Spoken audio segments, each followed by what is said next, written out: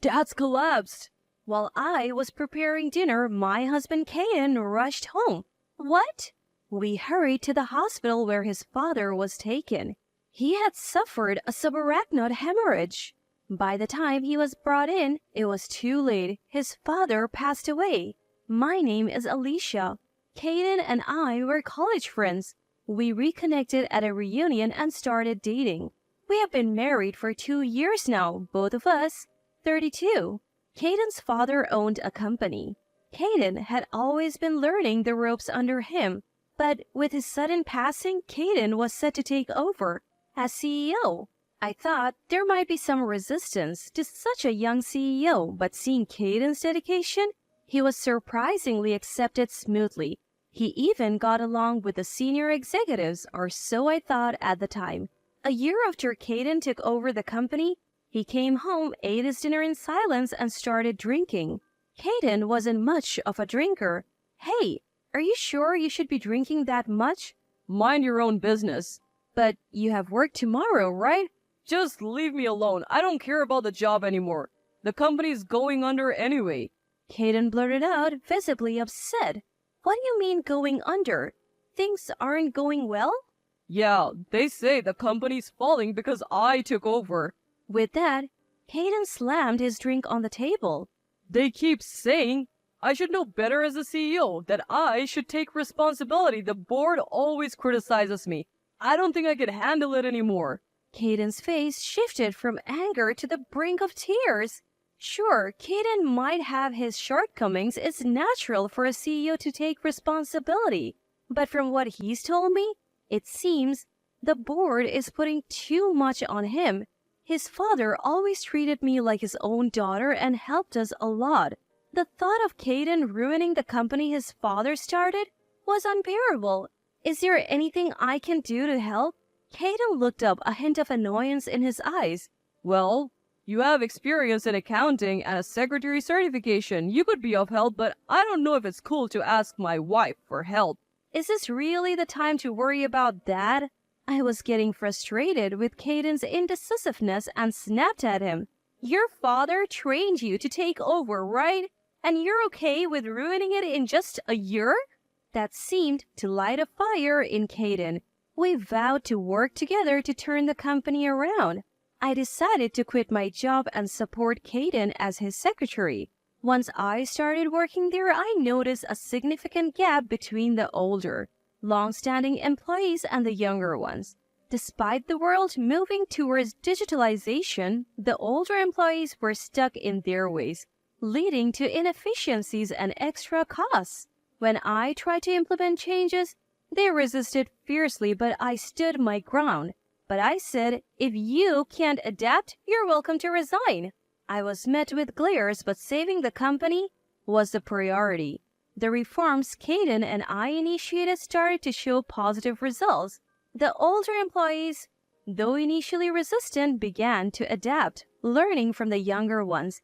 As the company's atmosphere improved, so did interpersonal relationships, which positively impacted other areas of the business.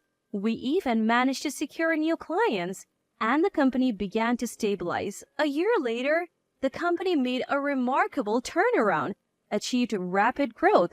We have been through a lot last year and couldn't celebrate. How about we go out for dinner for our anniversary this year? Sure, next month is our wedding anniversary. Lately, we haven't had any private time together, but I have been longing for some.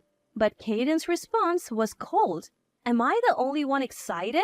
He is busy now, but I'm sure he's thinking about it too. That's what I thought as our anniversary approached. After work, Caden called me over. Maybe he's going to tell me about plans for later. I was foolish to even hope for a moment. Caden, who called me, said something I never expected. You're no longer needed. Let's get a divorce. I couldn't believe my ears. What? Didn't you hear? I want a divorce. Why? Caden laughed at me mockingly. Because my company is fine without you now. You're obsolete. What? You always taking the lead, making it seem like you're in control. I was blinded by anger. So you can quit, finish the handover by the end of the month. Stamp this and you can leave the house too. He then produced a pre-filled divorce application. Is he serious? At that moment, I still felt sad. But in the next moment, that feeling vanished. My new secretary is already decided. Ariel, come in. The door to the CEO's office opened and a woman in her mid-20s entered. This is your wife? I thought she would be prettier, she rudely commented. Who is this woman? My replacement as the CEO's secretary? Right, Ariel is way better, so I'm not motivated with you. With Ariel as my secretary, I think I can do better. For some reason, the two started getting close. Oh, I see what's going on. I reached my breaking point. Is she a competent secretary? Yeah, and as you can see, she's beautiful. If I take her around, our clients will be more lenient. Plus, what's important is my motivation as a CEO. Just her looks? I couldn't help but speak my mind. Kaden was furious. That's not the only reason. She's also excellent as a secretary. Oh, okay. Then let's switch secretaries. I'll quit today, I said, snatching the divorce application and leaving the CEO's office. I must have looked really upset on my way out. A young office worker approached me. Alicia, what happened? She asked timidly. I thought it would be rude to leave without telling anyone, so I told the young workers who were still there about what happened.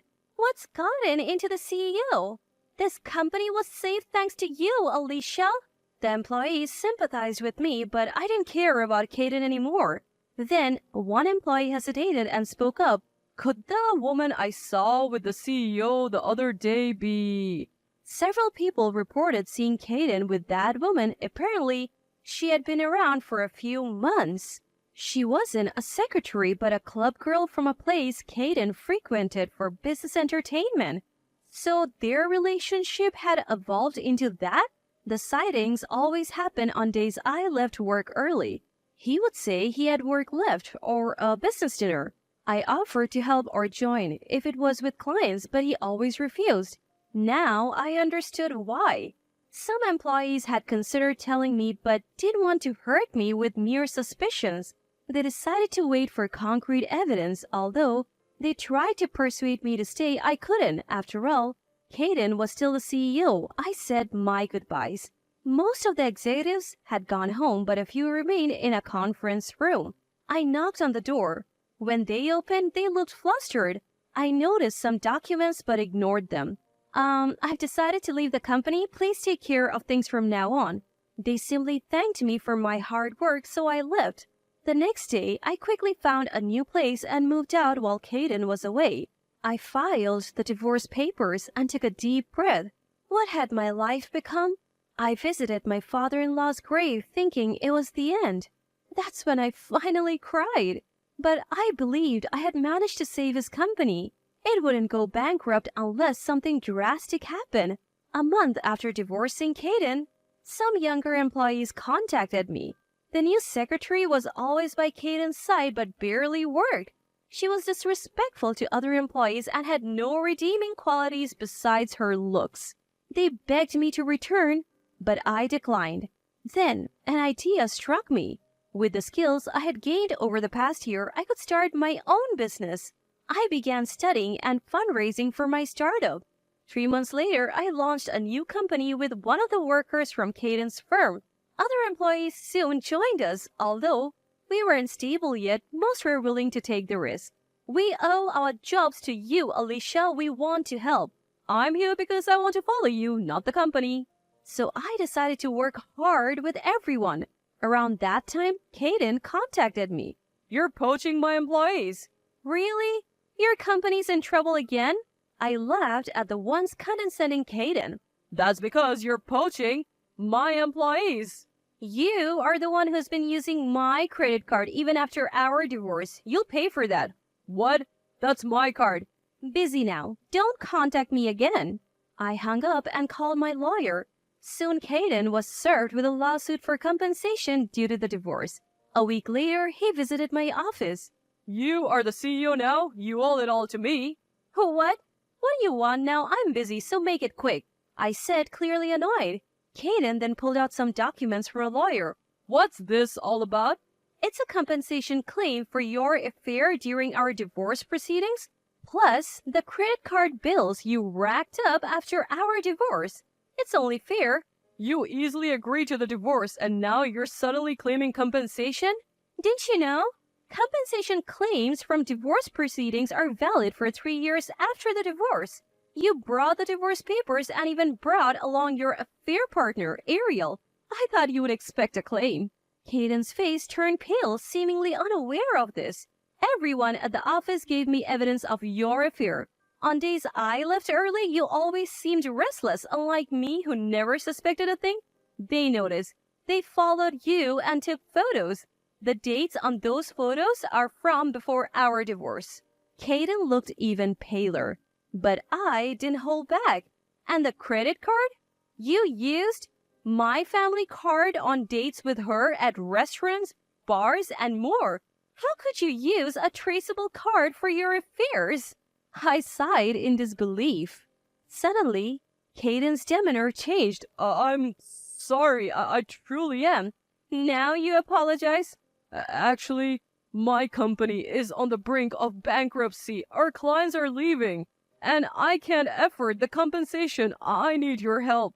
I couldn't help but laugh. How many times will you run your company into the ground? If you're in such a pinch, why not ask your competent secretary for help? But Ariel, she doesn't even have a secretary certification and can't do the job. My laughter grew louder.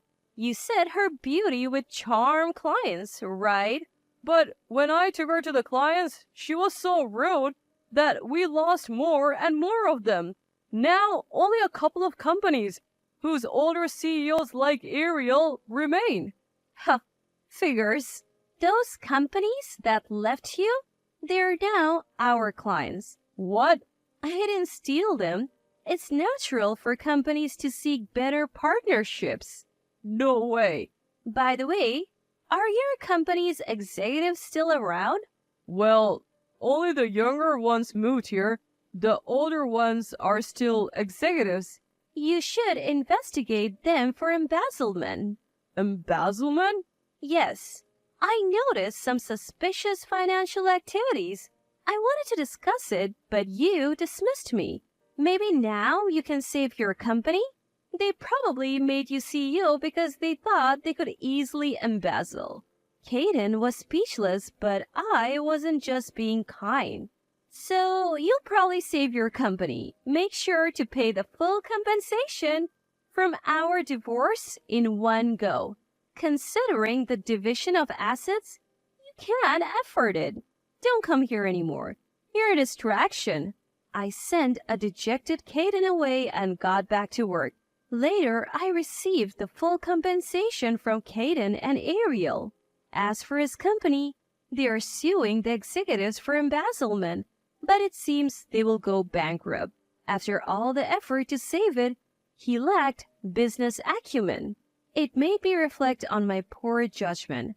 But now, as a CEO, I'm thriving, enjoying life with the hefty compensation from the divorce.